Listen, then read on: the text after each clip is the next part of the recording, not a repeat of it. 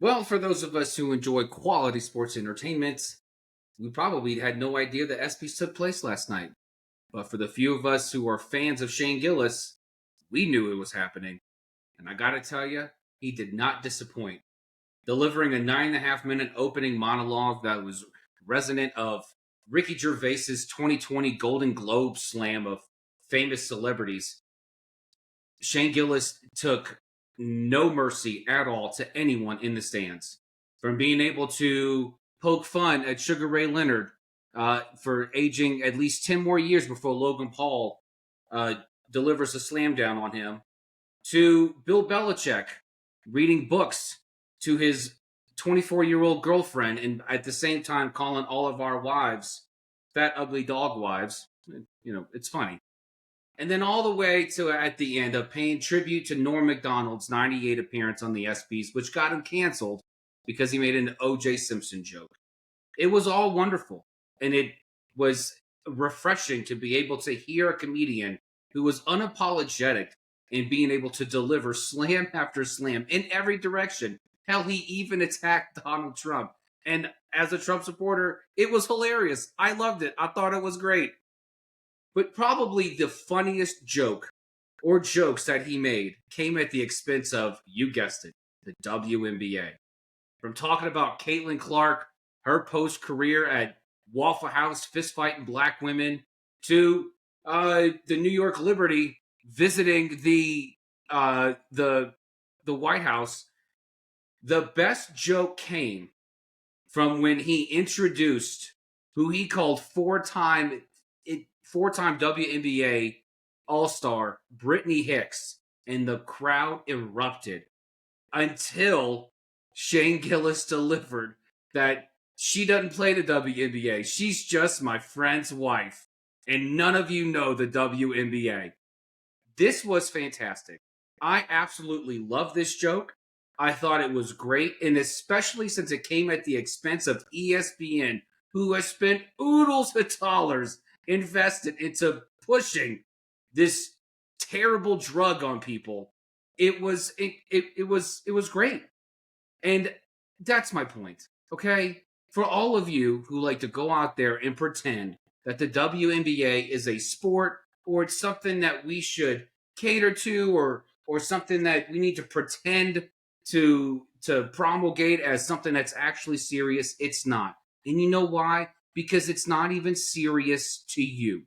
You don't even know who your own players are. You have no clue. So let's stop pretending and let's all take what happened last night and laugh at the video, download it, enjoy it. And for those of you who pretend to be offended at really funny jokes, please let me know who you are so I can send you the video again. Guys, this is Friday Junior. Look at the box scores. Box scores. We check each other's box scores and scores online.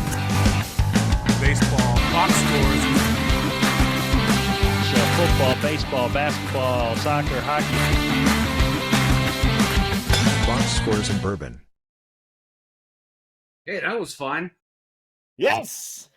Always love our intro. I love our little intro music. It's it gets the people going, as a famous song once said. It gets the people going. Welcome back, JB. That wasn't a song. Well, I learned it from a song, but I know it came from the movie. Yes, in with Blades of Glory. I know. But okay, Blades of Glory was Blades of Glory was not memorable for its one-liners. Ends in Paradise had a clip of it in the song, and they say it gets the people going. I think that's the song. I don't know. Regardless, like I said, it gets the people going. It gets us ready to talk sports. Your WNBA take was hilarious. I saw that clip, and it just embodied, it just perfectly represented how much people are faking the fact that they love the WNBA, and you can't name three three other players besides Caitlin Clark, Angel Reese, and Yeah. plug and play one other player that you might follow here or there. And there was Brittany something Hicks. I'm going to get a T-shirt. It says Brittany Hicks is my favorite WNBA player. nice. Brittany Hicks for the Hall of Fame. That's One thing that I want to talk about just quickly before we jump into our MLB talk. There's I listen to ESPN pretty regularly. I get a lot of ideas of hot takes as far as like what topics we want to talk about, not necessarily copying their takes, but at least topics that are trending from them. And there was this conversation that really went in depth on, and it's the fact that there's already rumblings that the WNBA Players Association is talking about going on holdout because they want to get paid more. And ESPN was hyping the fact that as of how things stand right now, the players have all this leverage because of the marquee names that are existing in the league right now. I would advise the Players Association to maybe tread a little bit with caution because I don't think they have as much leverage within the sport as they think they do. Because as you just said, most people can't even really reference too many players. And if you really want to bank on see what happens to the sport whenever we're not playing as a reason for negotiation leverage, I can't imagine that going too well. So it's a little bit of a slippery slope when it comes to holdouts, especially for a league that is barely establishing itself or trying to establish itself as relevant in the basketball world or really sports world or female sports, however you want to categorize it. It's barely establishing itself as relevant. So yeah, that's the last thing that I wanted to. That was my take on the WNBA currently, but we're not here to talk WNBA because you would jump off the episode faster than I could ask you to stop. We are here to talk MLB, JB. We are at the unofficial halfway point of baseball. I know it's probably 60% through the season right now, but unofficially we consider it the halfway point. So what we want to do this episode is we want to go through all the teams, how they stand. We want to see, we're going to call this segment a very typical name, which is Contenders, Pretenders, and then we're going to sneak in one flashy pick as a team to watch at the end of the segment. So are you ready to jump right into our MLB conversation, JB? Absolutely, I am. All right, let's jump right in. Let's start with the American League, shall we? Yes. Okay. Top of the board, leading all teams in records with wins. The Detroit Tigers are number one in the American League with 59 wins. The question is mute, but I will ask you anyways. Are the Detroit Tigers contenders, pretenders? Oh, they're contenders. Absolutely contenders. The way this team has performed offensively, the bounce-back seasons by Spencer Torkelson and Javi Baez. Javi Baez playing center field. It's just nuts. I mean, it's not inconceivable that he could. He's El Mago. He can do whatever he wants whenever he so pleases on the field. But the Tigers are absolutely for real. And honestly, if you're asking me what the Tigers need a left-handed hitting third baseman, or maybe just someone who can hit left-handed pitching that can play third. And I think that's really gonna. And I say left-handed just because it'll balance out that lineup a little bit. But if they can go out there and get a third baseman, and I had a couple weeks ago thought about kind of who would best complement that team, and one of the players I came up with was Gavin Lux, playing for the Reds right now, and honestly, Gavin Lux has that potential for power, but his greatest asset to an AJ Hinch team is his versatility. This guy's got, he's got positions logged, I think, at 5 or 6 different positions. He can play across the infield. He can play all outfield spots. So he's there, absolutely raring to go, no matter what day of the week it is. If there's a need at any position, Gavin Lux can fill it. And AJ Hinch loves the guys who can go out there with multiple gloves. Yeah. So, but the Tigers are absolutely for real. Their run differential is at plus 87. They've got no problem scoring runs. They've got no issue being able to sit guys down. And oh, by the by, they have the reigning Cy Young Award winner leading the team in Tariq Skubal. So it's not a mirage. This is not one of those things where, you look at them like, but are they really? No. And I remember I got a lot of flack from you saying the Tigers are going to win the AL Central. And you got so offended that I didn't pick the Kansas City Bobby Witts. And you flipped out on me. Yeah, I did. I'll eat my words. Hey, I ate my words a few weeks ago. I'll eat my words again. I really thought last year was an anomaly for what the Detroit Tigers had done, making it to the ALCS. There's no reason for me to try and covering for what I said. I completely missed the mark on what they had done. They have consistently been on top of the leaderboards. They don't seem to be going anywhere. And like you said, they seem like they're going to be even more aggressive to make sure they can solidify themselves and not have what happened last year to them happen this year. They're going to I think they're going to add a couple more pieces to make their roster even stronger. So yeah, you can bash me all you want for everybody that remembers my take that I said they were not going to win the division and whatever not. Yeah, I'll eat my words on that. I'll put the red clown nose on my face and I'll say that I was a joke for my take. But you were right, JB. You were right. Look, not to mention, according to I believe it's Tankathon, Detroit's got the 26th easiest schedule the rest of the way. So, which means that they've played the bulk of their hard games already. Yep. Just like the Cubs did. I mean, the Cubs already did that too. Cubs have the 28th easiest schedule going forward because they played everybody in April. Yeah. So, but they came out alive on the other side, which is the bigger thing too. They did. Yeah, the first 6 weeks, and that's the same with Detroit.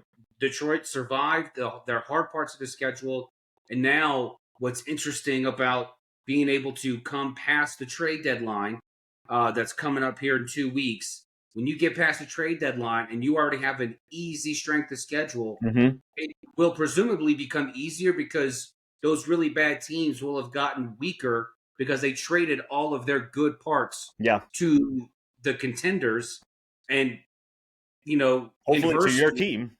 Yeah, and then inversely, all those teams that are vying to contend for a playoff spot but have really tough schedules going forward, guess what? Those teams just got so much better because they took from the really bad ones. So it's it's and that's what makes if you're a Tiger fan, you feel really good about that because it's kind of just paved the way for you to easily get to 100 wins this season. They're 59-38. Yep. I mean, easy. I mean, you got to win 41 more games to get to the century mark. There's absolutely no reason why Detroit can't hit that. Yeah. None at all. Yeah. Cheers to Detroit, because we forgot to cheers in the episode. So cheers to Detroit on their solidified season so far. Cheers. All right. Moving down the list. Second in the AL is Houston. Houston, contenders or pretenders? JB, go ahead. Look, I hate to say it, but they are contenders. I want to believe that they're pretenders. I want to dislike them with all my heart, but they just always find a way to be contenders, no matter how they looked in April. I feel like in April, they looked really like they were not figuring out how their offense was going to look, and now they're sitting in second place. I want to so badly say that they're pretenders, but everything points that they figured out their roster.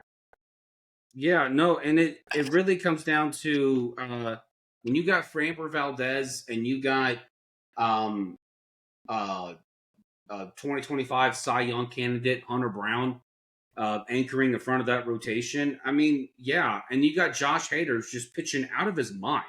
It's ridiculous. He has finally rediscovered his groove that he had when he was in Milwaukee. And now he's with Houston, and he's just absolutely just blowing people away. And then, oh, by the by, I mean, this offense really isn't anything to sneeze at.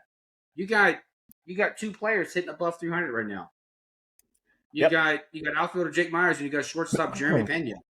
And I got to tell you, um, there might be some, you know, regression in that batting average department, but just overall, the way this team is hitting, it's coming out as planned. I mean, when the Astros, when they understandably so, people were upset when they traded away Kyle Tucker, but then you get Isaac Paredes and you get Cam Smith in the deal, and you also got Hayden Wesniewski, but he's out for the year.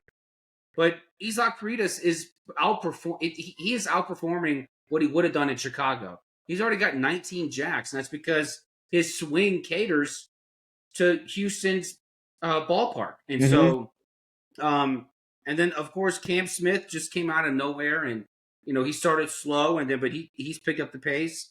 Now his numbers aren't gaudy, but this is a guy who's hitting 277. He's got a near 800 OPS. He's figuring it out. He's got the opportunity, and he's doing this on the team that is very clearly a contender in the AL right now. Yeah. And so Houston's, I mean, I honestly don't even know which way Houston's going to go at the deadline. Maybe if anything, they go out and they go get a first baseman. I don't know. I mean, Christian Walker's really not working out for them.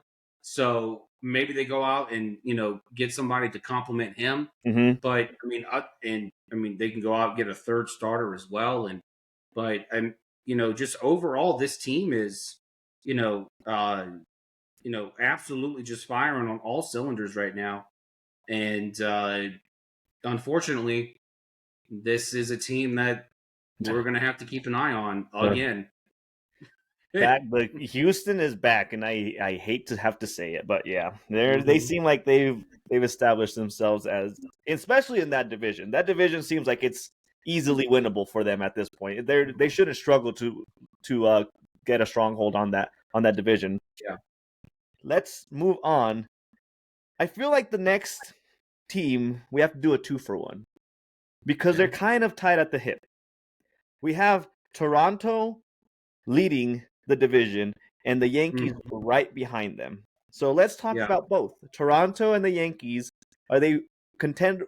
Are they both contenders, or is one of them more of a pretender? Let's talk about how we think they will land when it comes to the end of the season in the division race.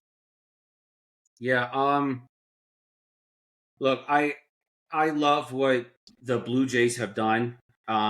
I've been a big fan of just how they've played ball the last 6 weeks. Really, you can kind of look at when the Yankees downturn happened, the middle of May, and then now we get to or was it the middle of June or whatever, and then now we get to this point, and there was, they were on opposite, trajectories. I think at the time of the skid, the Yankees had a 7-game lead. And by the time of that 4-game set against Toronto, where they swept the Yankees, they were up by a game. And so it was really quick, it seemed, just how, kind of futures or potential futures just changed. Yeah. But I'm looking at the strength of schedule for both teams. And, it doesn't exactly favor Toronto. I mean, Toronto's got the 10th hardest schedule remaining in baseball coming up in the second half. And so, and then that also includes 6 more games against the Yankees. So depending on what the Yankees do at the deadline, there's an opportunity there for the Yankees to go 4-2 and kind of break even that 4-game sweep at the hands of Toronto. I look at Toronto's roster, and it seems to be very levied by, just surges. So they had to surge during that 6-week span, and that's kind of what's really kind of brought them to this point. George Springer absolutely went off in that series against the Yankees, but I'm wondering if this is something he can continue. I think the player to keep an eye on offensively for Toronto in the second half is going to be Vladito. Yeah. If Guerrero can actually kind of come back and hit anywhere near close to that, to just how he was last year. I mean, if he could just absolutely go off, and maybe even not last year of 21 when he hit 48 jacks. So like, if he can get there, and according to the advanced statistics, it seems like there is some room for positive regression, that he can possibly get back up there. But then you got on the pitching side, no disrespect to Jose Barrios or Kevin Gausman or Chris Bassett. They've been great anchors for that rotation, but they need. I honestly think Toronto needs like a number one guy. Nothing against Jose Barrios, but he's not pitching like the number one guy, and he's pitching like a solid two. I mean, they have a bunch of solid twos and threes in this rotation, but they need a solid number one guy. They need someone to go out there that can just absolutely perform. Mm-hmm. And I was talking to somebody on TikTok actually about this, and they were talking about how they absolutely wanted the Blue Jays to go out and to make some moves, and but just being able to go out and get a solid starter, not a solid starter, a number one guy to go out there, and then maybe even just another solid power guy to bring in. I mean, I don't know who you would bring in to be able to help. You can bring. They probably need a center fielder that could help them. So I've gone too long with Toronto, but the Yankees absolutely need. They need a third baseman. Now that Jazz is back at the Keystone, they absolutely need another starter, and they need a lockdown closer. Hell, I would say the Yankees need a lockdown closer and another lockdown reliever. Mm-hmm. Luke Weaver has not looked the same. Yeah, Luke Weaver's not looked the same since he's returned from the IL. Devin Williams lost all his power and his magic when he had to shave off his beard, and he's not been the same at all. And no disrespect to Rodon and Fried, but there's only so much that they can do to anchor this rotation. Yeah. And look, they brought up Cam Schlitter, but and maybe he could be that guy. Maybe he could be this year's version of Nasty Nestor. Maybe he could be the guy that's just or 2 years ago, kind of be the guy that's like, whoa, where'd he come from? And just kind of helping anchor the middle of that rotation, that back end of it. But the Yankees absolutely need another starter. Probably if you can go out and get a number two guy and slot him at the three position, and then if you can go out and get a third baseman, and then go out and get a lockdown closer. I threw out the suggestion of the Yankees calling the Pirates and keep Brian Hayes and David Bednar, and then while you're at it, go get Andrew Heaney. Yeah. Go bring in Andrew Heaney, put him back, slot him in that rotation. Brian Hayes has the ability. He's a right-handed hitter, but he's got that oppo power that'll suit well for that left field porch.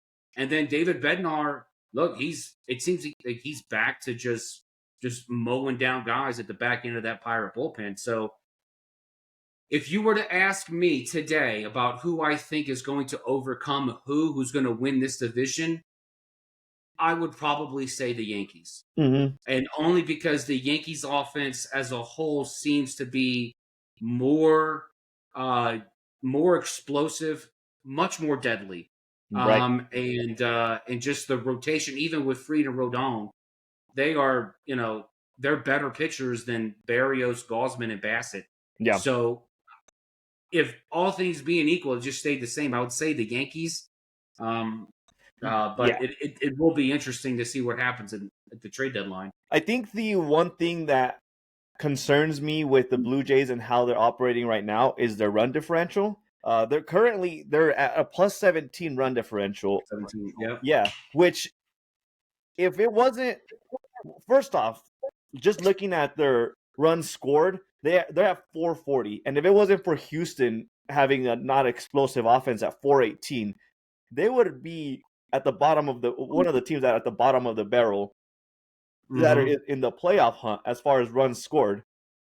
At plus 17, they are the lowest positive run differential in the American League currently. It's almost like they have no business being the division leaders for a division that has the Yankees and the Red Sox in the same division. Yeah. The Yankees are plus 111 on their run differential. Like, it is just, it's crazy to me that a team with a plus 17 run, especially in this era of baseball where it's all offense, it's crazy to me that a team in the Yankees that are plus 111 is sitting in a wild card spot when the Blue Jays at plus 17 is dominating or has the lead in the division. But that goes to show what you just were hinting at, that the problem really is with the Yankees is not the Blue Jays. They're finding ways to win despite the fact that their offense isn't explosive.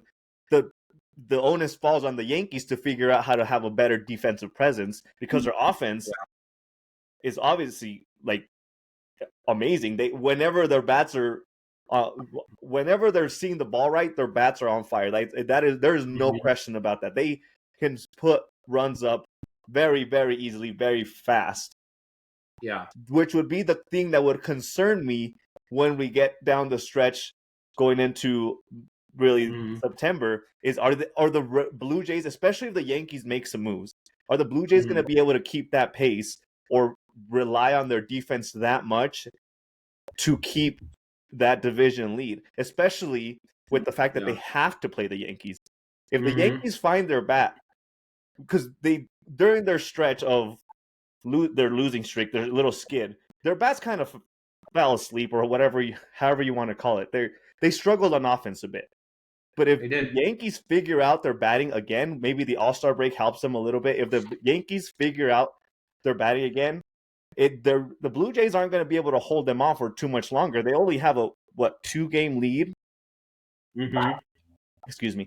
They only have a 2-game lead on the Yankees right now. Like, if the Yankees bats wake up, there's no way that they can hold the Yankees off. There's just, with that type of scoring ability that the Yankees have, like, how do you can't bring in enough pieces on the Blue Jays side to keep pace with what the Yankees have on the offense.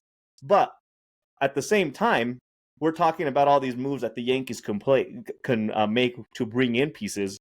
The one thing that concerns me when it comes to moves that they can make, because they do need pitching, that the run differential and everything else, all the statistics that you want to look at shows that they need defense, they need pitching. Where do they find these pieces to trade away to bring in marquee names? They've always relied on the trading away like their farm system.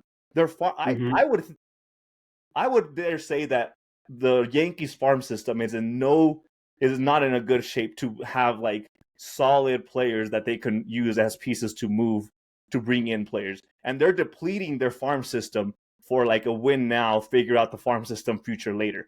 That is where I'm concerned, because there's only so many pieces that other teams would want unless they're on a completely rebuild mode. Then you can say they'll take whatever young players to get rid of contracts and whatever not. And we know the Yankees don't struggle to spend money if it means taking on somebody's contract. But do the Yankees really have enough pieces in their farm system to really bring in those pitchers? That is what causes me a little bit of pause with them.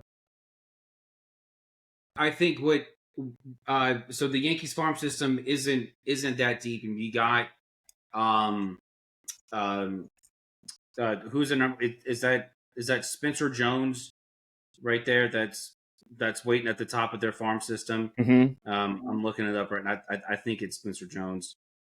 Spencer Jones, who's major league ready now. He's not going to get up there at all at this season. I mean, if he does, it's a cup of coffee. in September. Yeah. But honestly, their two biggest trade chips out aside from Sister Jones are George Lombard Jr. and Ben Hess, and those guys are going to be ready for another couple years. Maybe an upstart team brings them up next year just so they can grow together.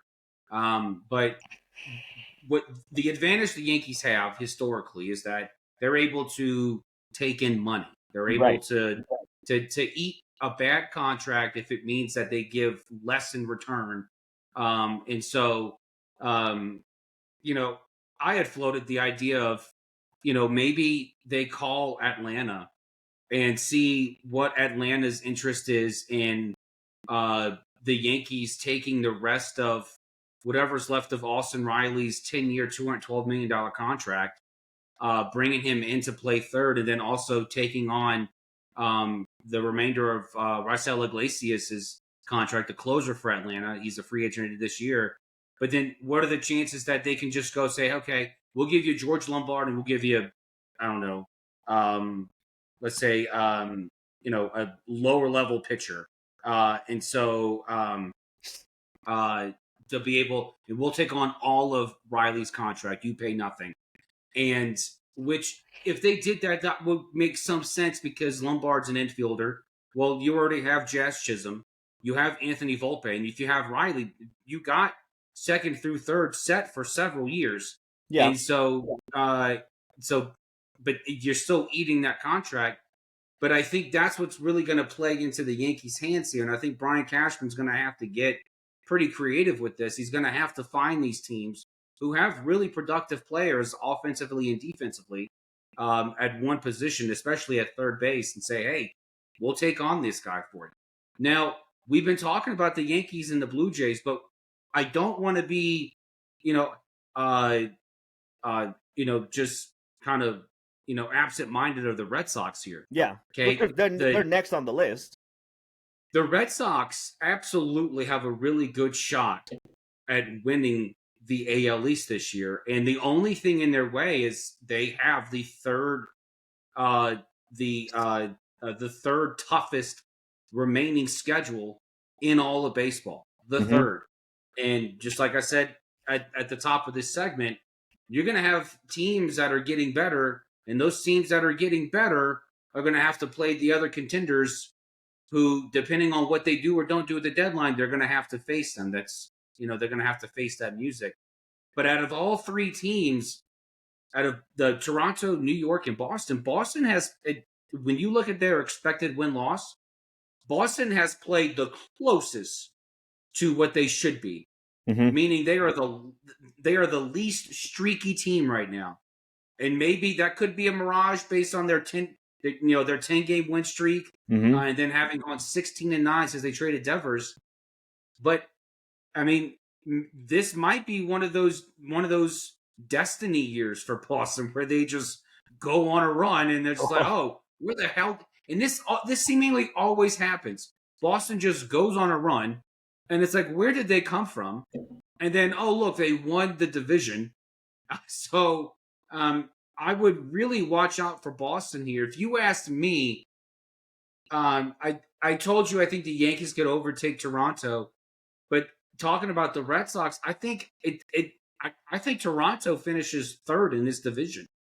I think it's going to come down to New York and Boston, and because Toronto is just based on the expected win-loss record as a whole. And so it's going to be interesting being able to see this division down the stretch because it is it's fascinating in a year where everyone was crowning the Yankees in the beginning of the season. And we all know what that means to crown them in the beginning of the season. Just wait till June. Let's see. Well, July. Let's see what happens. And then all of a sudden you had all these teams. First it was the Rays who were trying to take control. Then the Blue Jays did take control. Now you got the Red Sox back there. Hell, maybe this is the luck that Baltimore needs, okay? Maybe Baltimore's next. Maybe Baltimore's going to win the division. That won't happen at all. Yeah. So Baltimore's selling off pieces. But yeah, But just watch out for Boston. I think, I think you were going to ask me, some surprise team. I think that surprise team is going to be Boston, but I'm going to say a surprise as in Boston wins the AL East, and they have a real shot at doing that. You know, I hate to say it, but I was doing a little rerun of our MLB predictions at the beginning of the season, and crazy me, I freaking said the Red Sox were going to win the division. I don't know what the heck got into me, but I said the Red Sox were going to win the division. I don't want to So be it's your right, fault. but it like whatever. I don't know if it helps them or it hurts them. They have 2 series against the Yankees. They have 7 games left against the Yankees this in the second half, and they have 3 games against Toronto left. So it's gonna the position that they're in. It could help them that they already took out a lot of their division games maybe. But if it comes down to that close of a race, and I do think that division is gonna be a down to the wire kind of last couple games to decide the division and the wild card. I think all 3 of these teams are going to end up in the playoff. The order is going to be something to watch out for. But what I'm curious is I can't figure out if it's better for them to be in the position that they are with 10 games left against the Yankees and the Rays, or not the Rays, I'm sorry, the Blue Jays. Or is it going to make it a harder hill to climb because they are already chasing the division leaders and the Yankees and the Blue Jays when it comes to the division race? My gut tells me the gap is going to be too big for them to really catch up with, and they're just going to settle into one of those wild card spots. And it's going to be probably, I would say it's going to be one of those like division races where, like in any other division, they would probably be winning the division, but because they're in the division that they are, they're gonna be like first in that wild card or second in that wild card, and the gap between them and the next team below them is gonna be like a ridiculous amount of games. Yeah. All right, so now let's talk about the last team in the wild card, Seattle Mariners. Yeah. They are 51-45, 1 game above the cutoff line, right above Tampa for the last spot in the wild card race.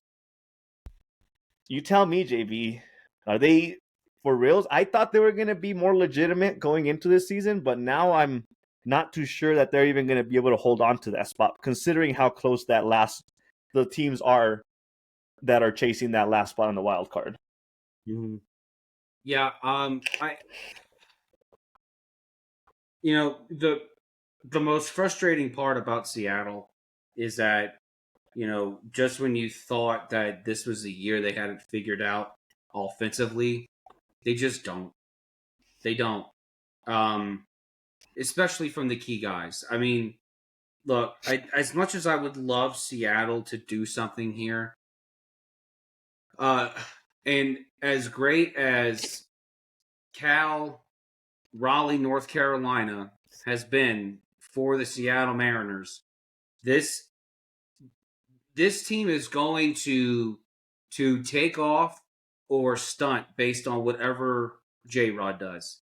If Julio Rodriguez does not wake up offensively at the plate, then this team is not going to go anywhere. I mean, they went and got Randy Arozarena last year, and Randy's always fun to watch, and he's always hitting rockets. But when you're, when your greatest offensive contributor is your catcher who's got 38 homers right now, and he's hitting, he's hitting 259 now.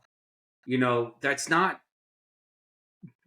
a great thing. As great as a story as Big Dumper has been this year, and I think Big Dumper's still going to, cause chaos, throughout the second half. He's still gonna, dump bombs all over fans. But like, if this team does not wake up offensively, it is not going to matter how great their pitching staff is. It's not going to matter how much Cal does in the second half either. And one of the and it's a shame that Boston's doing so well, because I thought Alex Bregman would have been great in Seattle green. I would have absolutely have loved him to be able to put on that Seattle gray and to go out there, man third base for them. No disrespect to Ben Williamson, but the young kid's just not going to cut it, and they need a third baseman. And Bregman would have been perfect. He would have been immediately put into a pennant race, and not just any pennant race, but a race where he's chasing his former team to try to win the division for the AL West. And he would have done so well that he would have opted out of the remainder 2-year, $80 million contract he had left. And he's no longer Seattle's problem. But hey, thanks for the memories. Yeah. But Boston's doing well. Bregman's not going anywhere. They need someone who can go out there and play third base for them. They absolutely do. And so what are I they? just Are they legitimate contenders for the playoffs? No, not right now. They're not. No, I wouldn't say. They're not. I wouldn't say that either. And it sucks because so much of the story behind the Mariners right now is Cal Raleigh and the potential for him to win MVP. And I know it doesn't work like this because it's happened multiple times. But if you have an MVP candidate and possibly the MVP of the American League, and then you miss the playoffs, that just doesn't sit well with me personally. It just doesn't sit well. That it almost says you're letting good talent go to waste because you can't figure out the rest of your team. It's not a good look for a team that wants to compete to be a playoff contender. Like, you have such a good player in Cal Raleigh. Like, maybe this season is an anomaly, or he is not going to be the status quo for him. He's not going to be like an established like home run bomber for the next 3-4 years. But you have him now, and you're in the last spot for the wild card race right now, and the teams below you, they're right behind you. I think Tampa's what did I just say? They were a game behind. A game behind them. Like, that doesn't look good. Like, you have to do something to take advantage of a good season that you're having, and you just need to bring in more pieces. I know it's a weird position to be in if you're the Mariners, taking up the third spot in the wild card, but they really should consider being aggressive buyers at the trade deadline to just be more competitive, because you have such a great season happening in front of your fan base. Like, you don't want to have Cal Raleigh playing out of his mind, and then come the trade deadline, you start trading away pieces, and you pretty much say that the season's gone. Like, you don't want to have that for your fan base at all. Yeah, no, I as of right now, they just don't have it, and either Tampa Bay is going to overtake them, or hell, maybe the Texas Rangers figure it out, and they take the last spot. Texas is only 3.5 out of the last spot, so yeah, maybe they figure it out. I don't know what happens here. Yeah. But yeah, as I'm sitting here today, Seattle's not a playoff team. Yeah, in the American League, it's really going to come down to, unless some team can take over the division lead from Houston, there is one playoff spot that the American League is playing for, and that is the third wild card spot. That's it. So I don't expect the Boston Red Sox to fall off. I don't expect the Yankees to continue down their slide that they've been having. Yeah. Toronto, I think they're still going to be competing regardless of what I just said about the offense. So every other team is playing for one spot. And I don't know how much Seattle can hold off the other teams that are right behind them. Yeah, I absolutely don't believe in the Rays. I don't at all. They're frauds. But by the way, why are we freaking out that Manfred said that they can play their playoff games at Steinbrenner Field? Why are we pretending the Rays are going to be in the playoffs? Okay, let's everyone just calm down. Okay. Well, that's the thing about the third wild card spot. Since they added it, like, it's always some random team that sneaks into the playoffs. Let's say it's not that. To me, it's not that crazy to imagine like a Tampa. It's not that or crazy Texans. to imagine it, but I like to live in reality, and I just don't see it happening. So, Well, I I'm don't care struggling how to see great. what other team, maybe the Rangers, but like I'm struggling to see another team getting hot and taking that last spot. Yeah, I mean the Angels are only 4 out, Yeah. so let's. We The want to live in Angels fantasy. know how the Angels Yeah. have a way of knowing how to met and how to be the Athletics Yeah. once the second part of the season happens. Yeah. Let's move on to the National League. Let's make it Yeah. quick. The Dodgers, first place. They honestly, I didn't agree to that. they're in first place right now. The thing is that San Diego is only 6 games behind them. So are the Giants, 6 games back. Yeah. Yeah, so like they're not gonna fall off. Of course not. We already know what the Dodgers have, but it's gonna be interesting to see how much pressure the Giants and San Diego put on them for that division lead. I'm not too sure that they can do it, but it will be. I think it's interesting to see if they can close that gap a little bit more. 6 games is not unsurmountable, but it can be unsurmountable when it's the Dodgers that are at the head of the pack when it comes to those 6 game differential. Yeah. Yeah. I mean, the Dodgers are going to win that division, and I can absolutely see San Diego sneaking in as a wild card. Yep. I can. I mean, because right now it's Milwaukee, the Mets, and the Padres, and I don't see that changing. I don't. Well, I don't see it changing. I beg to differ. I don't Why do see you it. beg to I only beg to differ on the last spot. San Diego's keeps like bouncing up and down from the last playoff spot, and the Giants seem like they kind of are figuring a thing or two out. Like it's gonna be I think it's gonna be maybe one of those 2 teams. But but as far as you saying not changing, I think there's a potential for that to change a little bit. I think of course there's potential. I mean, there's a potential that a meteor with a chicken can fall on my head right now. But like,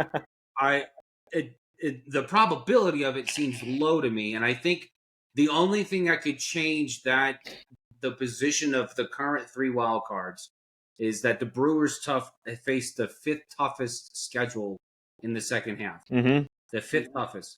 The Padres have the 27th easiest schedule going into the second half of the season. True. And so I would it's I'm gonna throw that in there right now. I'm gonna put my sneaky pick for a team to watch out for. I'm gonna lock in that I'm gonna say watch out for the Brewers.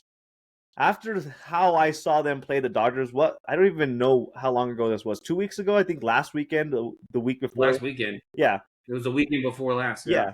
That they played the Dodgers really well. They I haven't done a deep dive into like where they need to bring in extra pieces, but they seem like they're in a good spot to challenge your Cubs for that division lead. I know they're already in the playoffs, and we were kind of aiming for like a sneaky team to sneak into the playoffs, but I think they could make a big push to overtake the Cubs for that division lead. And speaking of, go. Speaking of what? Your Cubs are the next on the list. Yeah, the Cubs are absolutely contenders. I mean, after you go from having the toughest schedule in the first half to you're going to play the 28th easiest one in the second half, and you're 18 games above 500. Yep. I mean that's awesome. So and by the by, they still have the best run differential in all of baseball, 109 plus 119. This team knows how to attack a pitching staff, and it's been helpful that the Achilles heel for this Cubs team last year, which is why they ended up missing the playoffs, was at the back end of the bullpen. Mm-hmm. The back end of the bullpen. And so Heart Attack Hector was not my friend last year. I did not like Hector Neris. I do not like Green Eggs and Ham, Sam I am, and he was awful. And now that they've got, Daniel Palencia, who they got in a trade that no one paid attention to back in 21. No one. We all paid attention to Baez and Rizzo and KB going out the door, but no one paid attention to who we got for Andrew Chafin when we traded him to the A's, and it was our closer now, Daniel Palencia, who was far from being even a polished product, by the way. And now he is out there just. I mean, he reminds me of Pedro Strop in Pedro Strop's heyday as a Cub, and just his intensity. He's so amped up. It's awesome. And the Cubs are absolutely contenders. And I said last week, and I stand by it, I think the Cubs will be one of the most aggressive teams at the deadline this year. Yeah. Because they absolutely have to be. They have to be. Mm-hmm.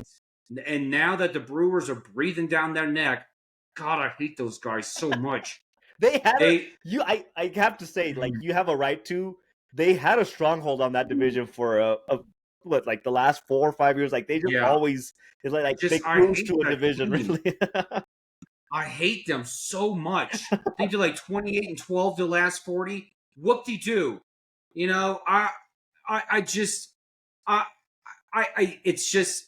It's unfathomable. It's unfathomable for me to believe that the Cubs will not be aggressive, not just because this is their best shot at winning the World Series this year with the way this roster is constructed. Wow. What? This World is their best Series? shot. Absolutely. Oh. The way this team is constructed, no matter what people want to believe, the way this team is constructed, how they've gone this far, 18 games above 500, and they've been without a number one starter all year. Justin Steele was gone as quick as the season started. Shota was out for a month and change.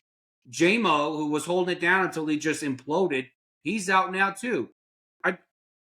We are patching this thing together. Sure. And so, but last time I checked, the Dodgers are still in the National League. I think you have to go through the Dodgers. I didn't say the Cubs were the best shot to win it. I said this was the Cubs. I said this was the Cubs' best shot at winning the World Series was this year. This is as close as they're going to come that they've come in quite some time. Yeah. This team is very reminiscent of the 2016 season, other than we don't have Lester and Arrieta and Hendricks and Lackey. We don't have those guys pitching for us this go round.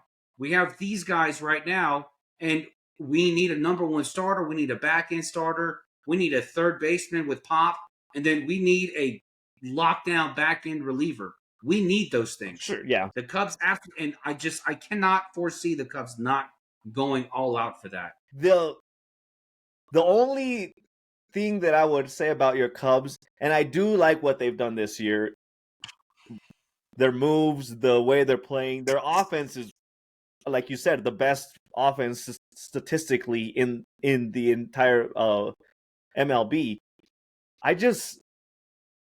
Are you willing to say that it's worth forging the future of the Cubs? Because you have to trade. Like, again, we can have the conversation about the Yankees and plug it into the Cubs. Are you willing to forge your future with your farm system to go for it this year?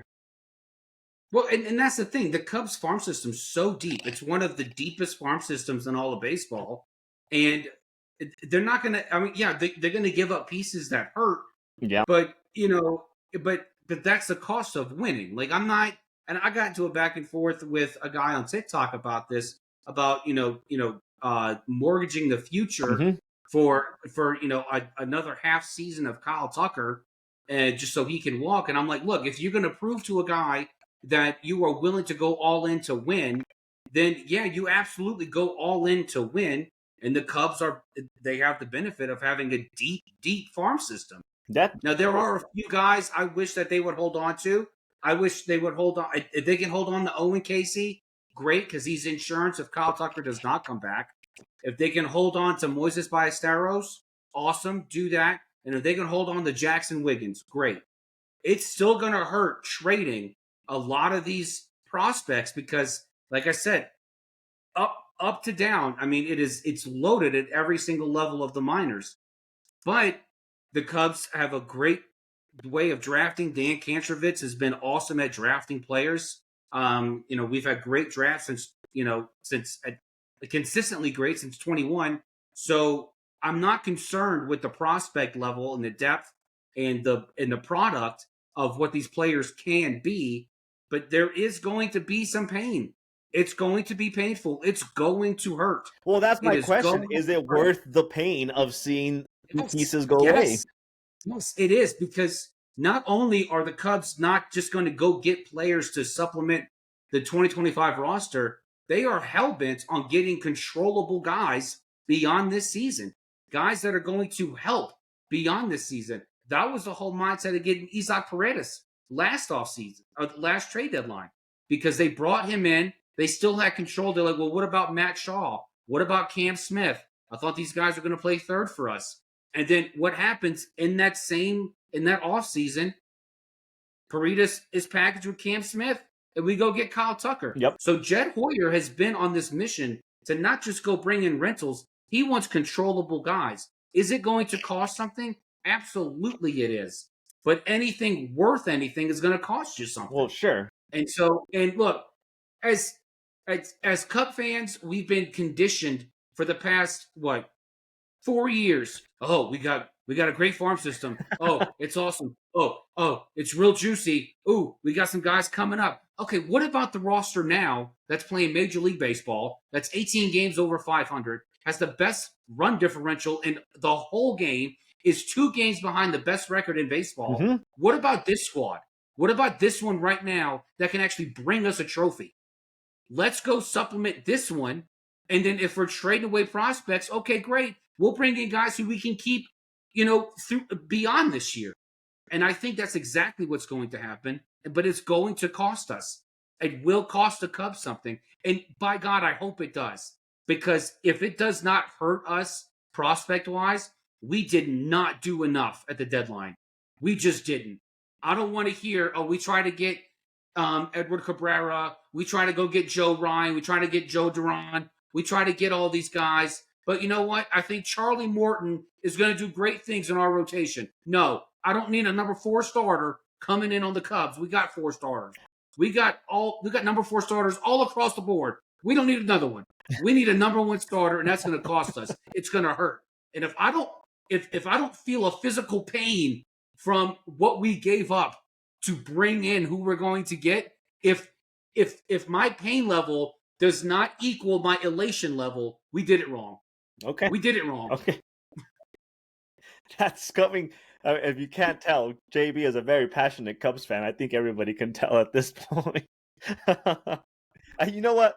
At this point, we're going to call it right now. Next episode, as a plug for next episode, we're going to talk comparing the Dodgers to the Cubs to see how the path for the Cubs to the World Series looks, because they will eventually have to go through the Dodgers unless some crazy upset happens in the playoffs. They will have to go through the Dodgers to get to the World Series. So we'll next episode, for everybody that wants to tune in, we will do a deep dive into comparing the Dodgers and the Cubs, testing the realistic possibility of the Cubs making the World Series. Because as JB said, if not this year, when is it going to happen? Yeah. Look, Theo Epstein said in 2016 when we traded Gleyber Torres and others to the Yankees to get Aroldis Chapman, if not, then when? Yep. When's it going to happen? Mm-hmm. And I want to feel that way. That's the way I want to feel. When we traded Gleyber Torres, I'm like, ooh, that stings.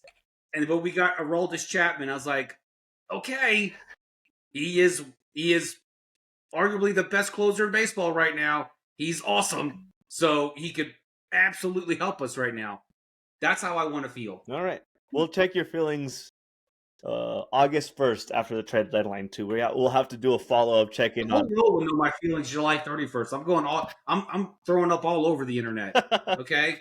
I'm liking, I'm retweeting, I'm reposting all my posts. Everyone will know how I feel the day of the deadline. Yeah, you know what? I beg to say that if anybody wants to see instant instant news breaking for what the Cubs are doing this trade deadline, just check our Twitter and our TikToks, because if somebody's going to be first to be posting it, it will be JB's takes on his Cubs and what is happening at the trade deadline. Let's move on to the last team that is leading the division, and that is the Phillies. Yes. Are they for reals? It's almost absolutely okay. I have to just stop talking. Let me just tell you, every single year they're competitive. Every single year they're in the mix for the division. While they're like, I never question whether the Phillies are going to make the playoffs. It's almost like in the back of my mind, if I see the fact that they're struggling to make the playoffs, I'm like, what? The Phillies are struggling to make the playoffs? But once the playoffs come around, it seems like it's like, who are they? You're about to have a take on the Phillies being legit. So go ahead. Absolutely, I am. This team is absolutely geared to win the NL East. Not only are the Braves, have they just written themselves out of it, the Mets are going to Met. I say this every year. No one Mets quite like the Mets do. They're going to Met. Mm-hmm. And now that the Phillies are in control, they are not letting go. They have not only one Cy Young candidate, the guy who's probably going to win, Zach Wheeler. They have another one, and not Ranger Suarez. Christopher Sanchez. Christopher Sanchez is pitching absolutely out of his mind. Absolutely out of his mind. And he has been, as advertised, he has finally arrived to where the Phillies thought he would be when he was a prospect, and he is pitching absolutely lights out baseball. And this is a team that is anchored with a 1A and a 1B starter, which is absolutely what you need. Now, the Achilles heel for the Phillies is going to be the bullpen. They need to go get two guys at least. Two guys to lock down this bullpen. Because offensively, I get it. Look, it's not real sexy in the power department. You know, Kyle Schwarber's got 30 jacks, of course. But, you know, he is 18 ahead of the next guy. And when you have a lineup full of Schwarber and Castellanos and Bryce Harper, you know, that's not the numbers you want to see. I will say this, though. The player to watch in the second half is going to be Schwarber. Bryce Aaron Harper. Oh, yeah. Bryce Harper, MV3, is going to be the one that is going to come on fire. He is going to catch fire. He is going to be the catalyst offensively as a total package for this team. And then Trey Turner's going to be right behind him. Always a spark plug for this team. Yeah, where has he been? Where Bryce Harper, like, I feel like he's just going under the radar this year. Like, I need to look up his stats because I feel like he's just been like just a shadow of what he was in the last 2-3 years. I mean, he's been he was decent last year. Yeah. He's been playing under his numbers this year. Yeah, that's my point. Like, what? But there's been a ton of bad luck in just his hitting, and of course he's been hurt too. Yeah. So he is. I mean, he is. Bryce Harper is going to be the offensive catalyst for this team come the second half. He better be, because right now he's batting a .261, 10 home runs. I guess he's an RBI machine. He has 35 RBIs, 10 stolen bases. Like his I mean, look, for all of Bryce Harper's flaws, his OPS is still 825. Yeah, which is nowhere near what you want from Harper. But when he's struggling, which tells me he's got some bad luck, and he's going to have some. He's due for some real positive regression in the second half. He better. So I think the X factor. I think that's what you were getting at. I think the X factor will be Bryce Harper. For the Phillies to stay where they are, because I don't think they'll jump either the Cubs or the Dodgers for the NL lead. But for the Phillies to stay where they are, I do think he needs to figure out what's going on with his offense, because those are the numbers that I just saw are not the numbers that I'm accustomed to from Bryce Harper. He's usually maybe not MVP caliber conversation. He's a few times been in the MVP conversation. Besides the I think he won MVP his second year, whatever. But Yeah. my point is, that's not the Bryce Harper that we're used to seeing. 10 home runs at the All-Star break is not Bryce Harper material for the type of quality of batter that he is. So if the Phillies want to stay where they are, it will have to, like you said, it will have to be because he figures out his batting. Yeah. I believe in the Phillies. I do. I think the Phillies will be just fine. Will it be a little bit of a back and forth in that division? It could be. But I mean, as bad as the offense has struggled, they have played very much on par with what they've expected to do. They still have a plus 63 run differential. Mm-hmm. So it's not like they're struggling to score runs. It's just the surface numbers don't look that great for Philly. But I think that is going to change coming into the second half. I think they'd have to be careful. For as much as we always crap on the Mets, the Mets have built a really good roster. They had a weird hiccup for no reason in June going into July. I think they have a really good opportunity to figure what their offense out and the defense out. The Phillies have to be careful to make sure that they keep the current gap that they have, the lead that they have on the Mets, because I personally think the Mets actually are going to win the division. The Phillies will probably stay in one of the wild card spots. But if the Phillies want a good chance to make a run, and if Schwarber and Harper figure out their bats, the best opportunity they will have to make the NLCS will be because they're in the division. They win the division. If they're in the wild card race, I find it hard to think that they're going to be able to make that push toward the World Series. I'm not saying they're going to make the World Series, but if they want to at least make the NLCS, they have to win the division. And the Mets, I hate the Mets. I don't like them, but they're dangerous for that division lead. Yeah, look, I'm not going to sit there and just poop on the Mets completely, but they have not played the best ball closing out the second half or the first half. The first half, and they have the 7th toughest schedule going into the second half of the season. Unless the Mets do something miraculous, like something just gargantuan at third base and at center field, they go get a guy to play both those positions and catcher. Like, I don't know where the compliment to this lineup's going to come from. Well, because I think the Mets always figure out a weird trade deadline thing. Like they tend to, the last couple of years they've been very aggressive at the trade deadline or even in the offseason. They are very aggressive to make sure they stay competitive. For whatever reason, they figured out the fact that they need to be aggressive. I mean, that's true, but there are at least 4 other contenders.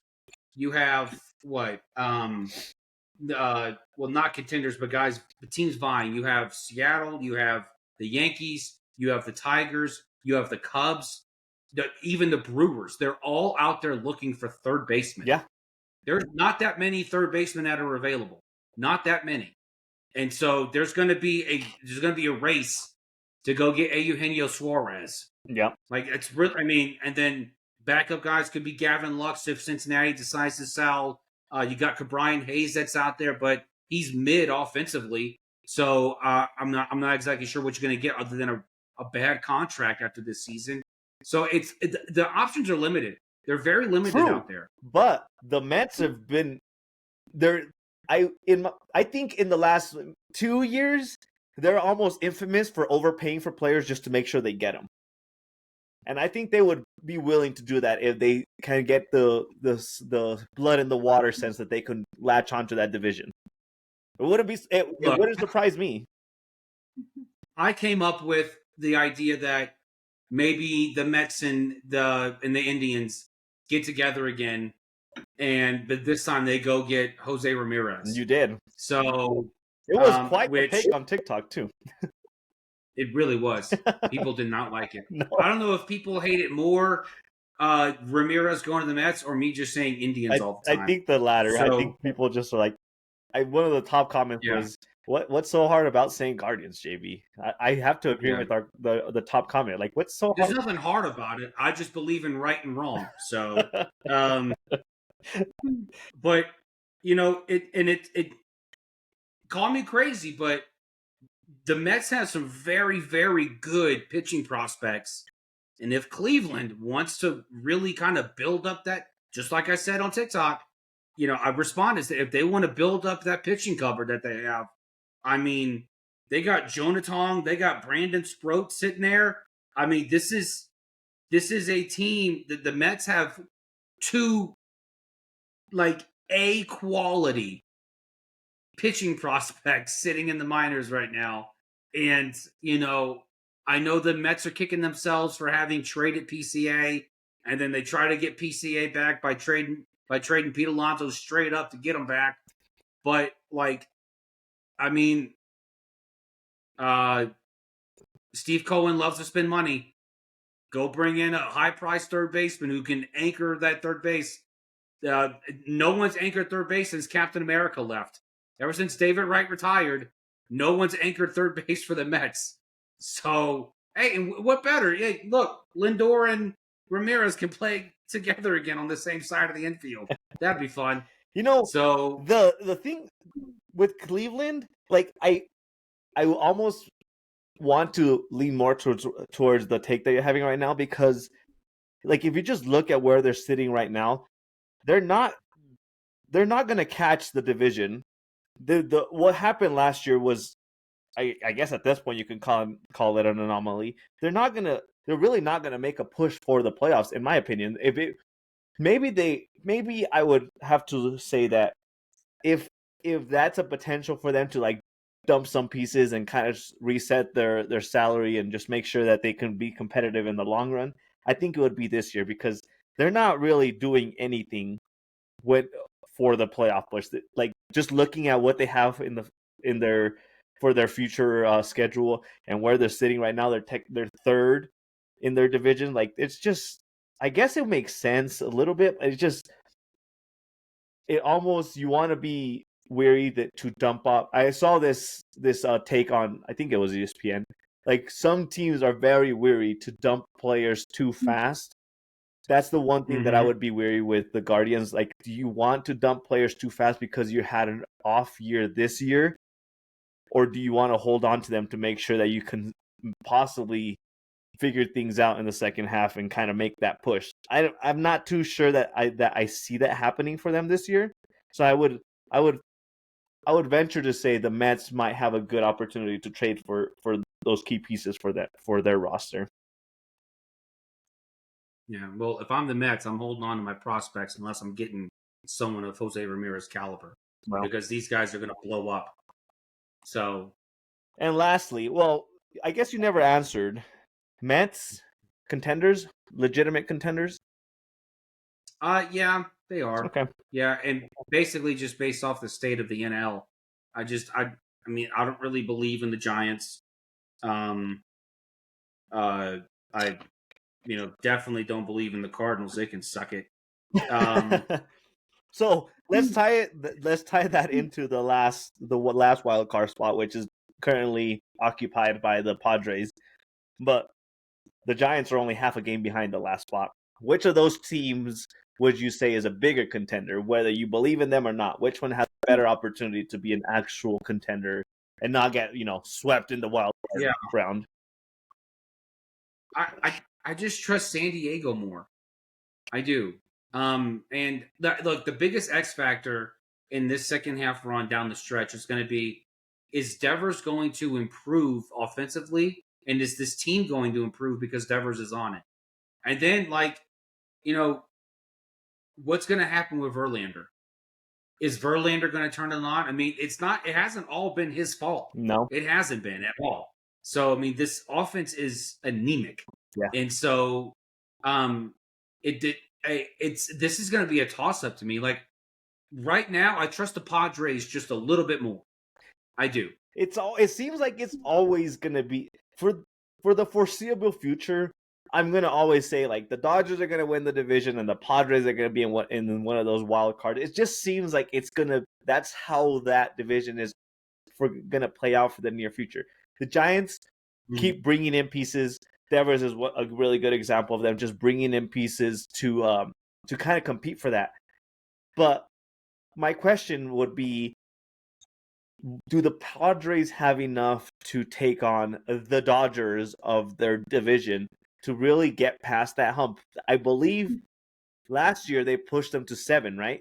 Or no, 5. They pushed 5 for the Dodgers. Like, I'm torn because they haven't made any moves. They didn't really improve their roster too much, and this is the Padres. Like, I don't, unless they're out of the blue, some aggressive buyers at the trade deadline. Like, it just seems to me like they're just like hoping for the best with what they have, and what they have pushed the Dodgers to 5 last year, but they didn't beat the Dodgers last year. So it tears me to see what the Padres are doing, because I don't think they really are fully like vested into like, let's go in because we need to beat the Dodgers, almost as if they're intimidated by the fact of how the Dodgers are operating, where they don't give a damn what the Dodgers are like spending.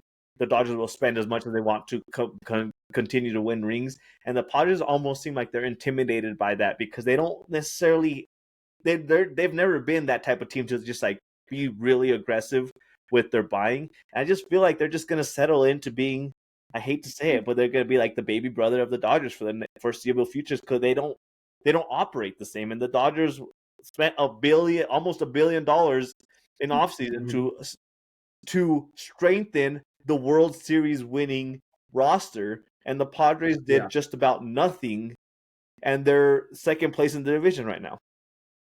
Well, I mean, look, it's a different question. The Padres aren't going to overtake the Dodgers anytime soon, but if you're asking me if the Padres can absolutely win a wild card spot, I do. And if you're asking me also if they win the third one over the Giants, as of right now, I think they do. I trust San Diego's offense a lot more. It's the starters, and then possibly the closer position. Maybe they slide Jeremiah Estrada into being the closer. Suarez isn't really a lockdown guy. He's got a 3.5 ERA. But it's the starters that really give me pause. And maybe Dylan Cease kind of turns it on the second half. And then you can have Nick Pivetta and Dylan Cease anchor that rotation. I'd like to see Michael King do something.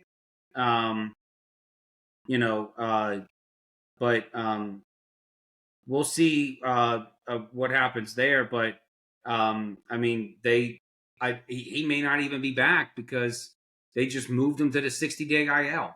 So he may not even be back, and so it's it's going to be interesting what AJ Preller does at the deadline, because I know he's going to add. He's going to add something. He's got something up his sleeve. He's going to do something. I'm just not exact.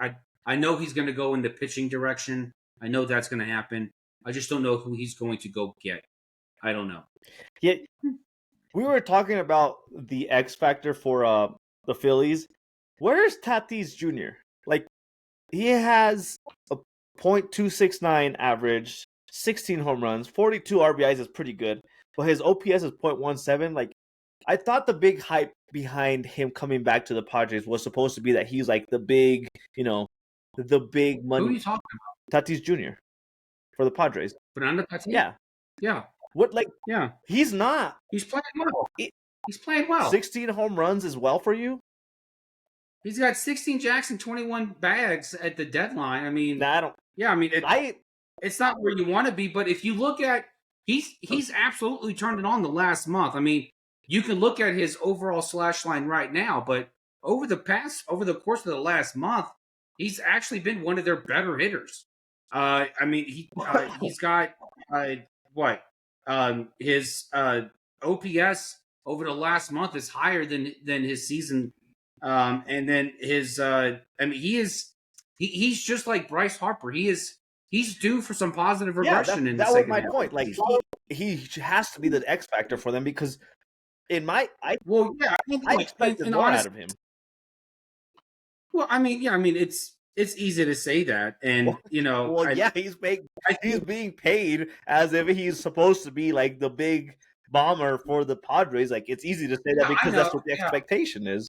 Yeah, I honestly think the X factor second half, for the Padres is for the Padres is going to be Jackson Merrill. I mean, you remember last year Jackson Merrill was Mr. Clutch. I mean, every other game he was hitting a game-winning homer or a walk-off or whatever.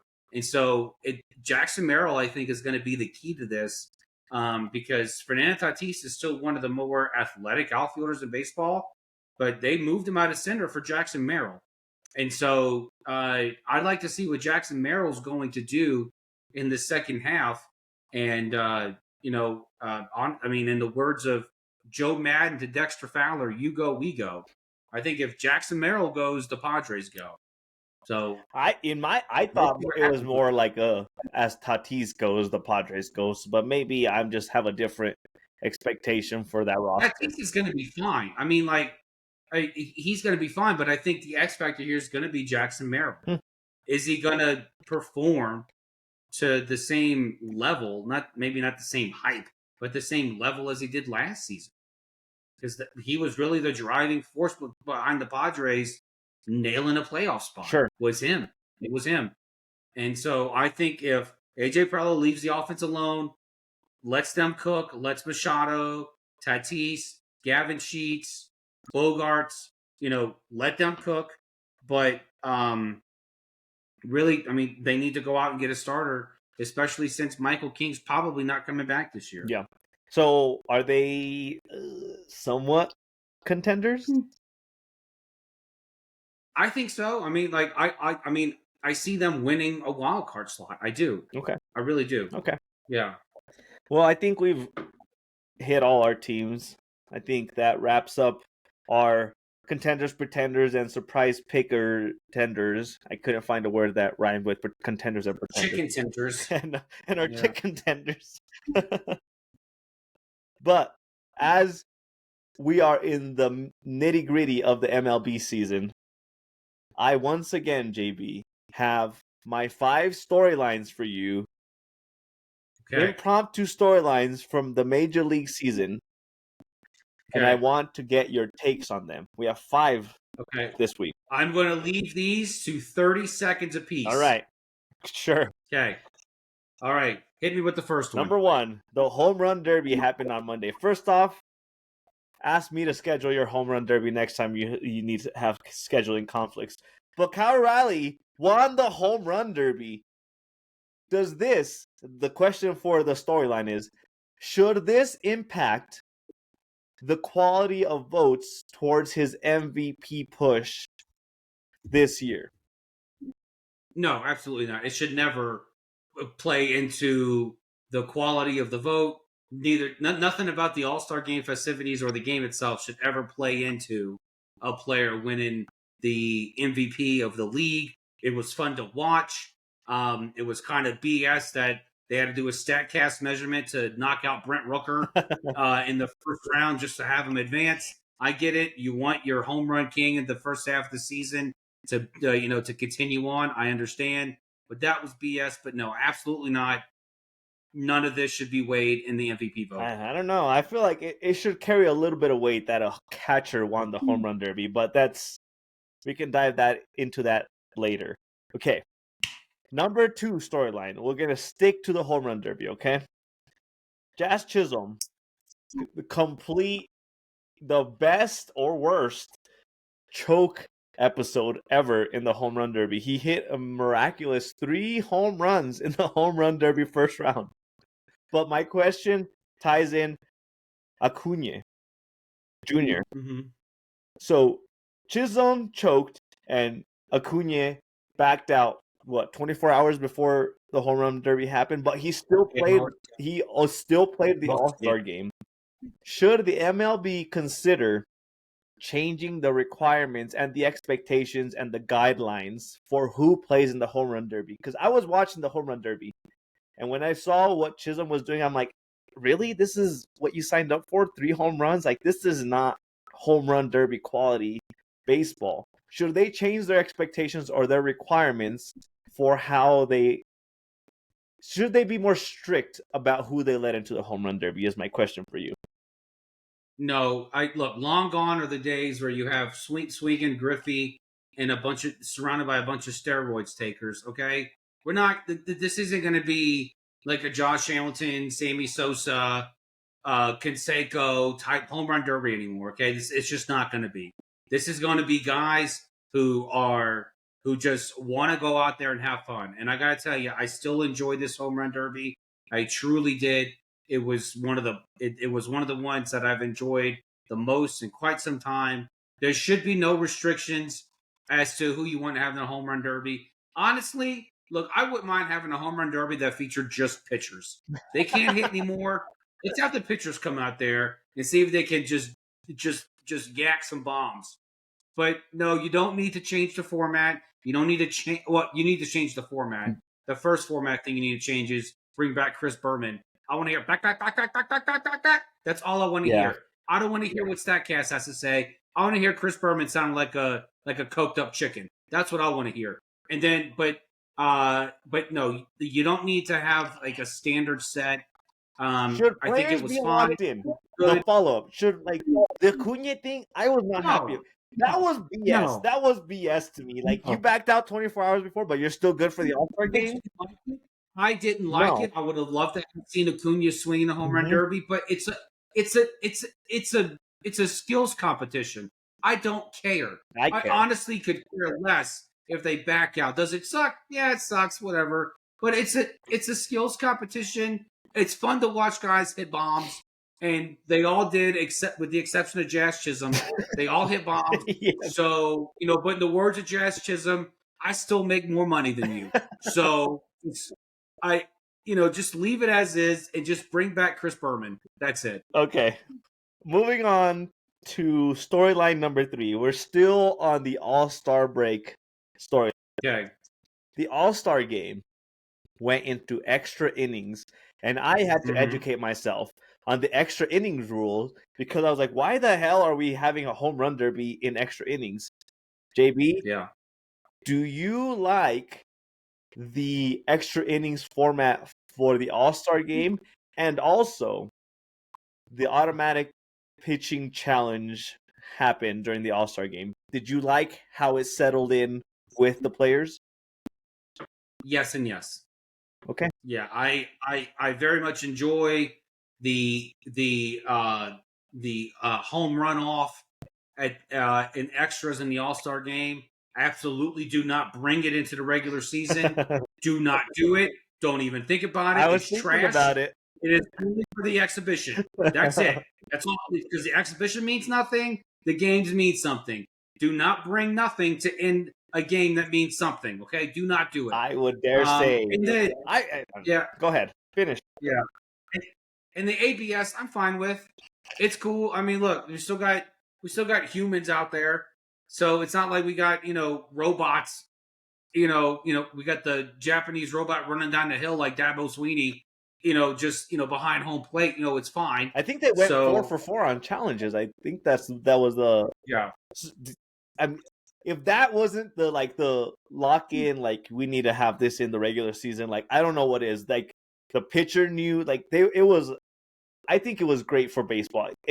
We've seen it in minor leagues. It works so well. I thought it was great. Now the home run thing in extra innings, like, just imagine, JB, extra innings happen and just the entire 1 through 9 go and they hit a home run and the final number is the extra innings. We don't want to do this extra base thing. Like, can't you buy into that a little bit?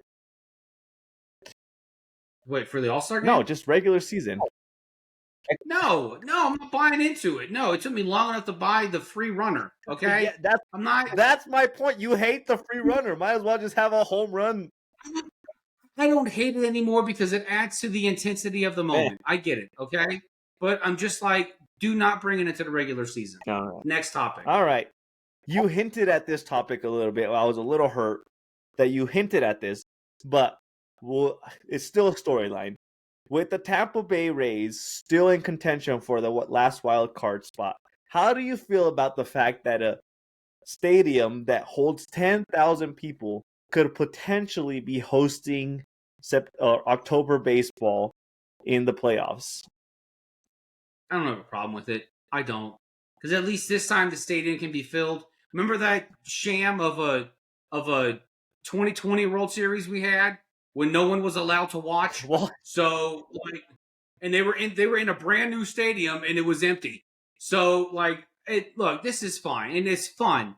You know, it's a minor league ballpark. yeah. It's in a small town.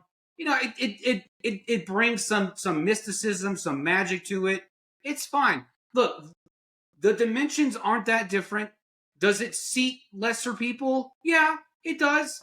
But it's named after the great and hallowed George Steinbrenner. Sure. What better place to play a World Series than in a stadium named after a guy who bought a bunch of World Series? That was my point. That was my point. Like, I know you don't think it has a possibility of happening, but if the Rays somehow found lightning in a bottle and they made the World Series, you want to host 3 to 4 games in a stadium that can seat 10,000 people. Is that okay for you? It's fine with me. It's okay. People still get to watch baseball. I'm still going to watch it. Well, sure. They still get to play. I don't care if they play in the Field of Dreams Stadium where they seat 85 people. Like what? You play anywhere. I don't care. It's still playoff baseball. It's playoff baseball. It's fine. I mean, for the entertainment factor and for the revenue factor, like just imagine how astronomical those prices would be to get a seat in a 10,000 seating stadium in playoff. Honestly, you want to play it in a stadium that's not even a pro stadium? Move it to Alex Box in Baton Rouge. You go play in Alex Box, okay? That place will be rocking. I'm sure all it would be. All 5,000 people. They'll be ready to go. I mean, it is. They will be ready. They will be ready. That's my alternate location. If for some reason Steinbrenner Field has issues, Alex Box. Move it to Alex Box. I want to take this moment to pitch my neutral site World Series pitch for MLB. Like, just do neutral site, 7 games, same location. Throw a massive, huge party for that. It would be awesome. No, that's retarded. You need to be able to support the local fans. You have 7 games to get there. Like, you just imagine how the NFL does it really well. They throw a whole party for the Super Bowl. Like, you're not telling me the World Series which goes like 2 weeks can't do that. Yeah. I think it would be great for baseball. No, it's good for the local businesses for that to be. No, we you don't need to change that. No, next. Okay. Next. Last storyline. Your boy, JB, Pete Crow Armstrong, is in legitimate contention to win MVP. How does that make you feel? This is going to be our perfect closeout. JB, the Cubs fan, take it away on Crow Armstrong being the leading candidate for MVP. I'm going to take this moment to tell all of those who doubted acquiring PCA for Javi Baez back in 2021. I want to take this moment to tell all those people, you can suck it now. Okay? I wanted the Cubs to draft PCA in 2020. I wanted them to get him badly. And they just, and it didn't work out for them to do that. And that's fine. You know, it was probably a little bit of a reach. But, you know, it is absolutely mind-boggling to me to see how much he has actually just flourished and grown, and he has become the player that I thought he could be. Even more than that, I thought he'd be a 15, maybe 20 homer guy tops. But now I know he's a 25 homer guy by the All-Star break. So now that can't end. Okay, that's got it. Now the quest for 50-50 begins. Is he going to be a 50-50 guy? Okay, is he going to do a Shohei? Is he pulling a Shohei Ohtani this year? Is he going to be a 50-50 dude? that would be awesome. He's definitely getting 50 stolen bases, but he has been absolutely phenomenal. He has been one of the key reasons the Cubs are 18 over 500. He is absolutely a guy that is just he is fun to watch. And it's just I feel really good as a Cubs fan to have a guy that I can root for like this. The energy he brings to the Chicago Cubs. We talked about bringing in Kyle Tucker this offseason and what he was going to mean to the offense, and he has meant so much to this offense. But the added effect of having PCA on that team, and not to disregard Michael Bush at all, but what PCA has brought to this team is just, it is awesome. I'm so glad he's there. I'm pissed they did not give him a 10-year, $100 million deal before the season started, because now they have priced themselves out of anywhere near that. So, but I'm grateful. I'm happy he's here. And to all of those who doubted him, even last year, again, you can suck. The most impressive thing is that this is in the league that also hosts Shohei Ohtani as the, by default, give me a reason to not give him the trophy kind of thing. So kudos to him. He is the leading candidate, or the leading odds getter for MVP of the National League, which is, I guess, like you said, good for the Cubs. Yeah, we're done. Yeah, we are done. That was great. JB, did you drink something special? I did drink something special. I drank this Old Forester 100 proof, just a normal Old Forester. And I was smoking an Asylum Split Personality. It tastes like banana bread. Ooh. So it's delicious. No. It's so good. Talking about what I'm not a big flavored cigar guy, but it's actually not bad at all. It's not. What was it called? A split what? Split personality. Yeah, it looks like it has a split personality considering how it burned, because it half of it burned and the other. I know. Well, I have to relight it every 6 seconds because you ask me questions. Well, that's how the episode works, JB. On my side, I brought back the good old Bondstone cask strength bourbon. It's good. Nice. But man, it will burn your palate. I'm still enjoying it, as you can tell, because it's half empty. But man, it burns the crap out of your. The more it burns, the better it is. I guess that's true. I guess that makes this. Like the second best bottle of bourbon ever, because it definitely burns. But it was good. It was good. I enjoyed it. It's a Kentucky straight bourbon. So, that's what I drank. Obviously, I smoke non-cigars because I'm indoors and I get in trouble if I smoke cigars. But we're done. JB, tell everyone where they can talk smack about our takes, where they can listen to full episodes, and where they can contribute to everything that is going on in the Box Scores and Bourbons episodes.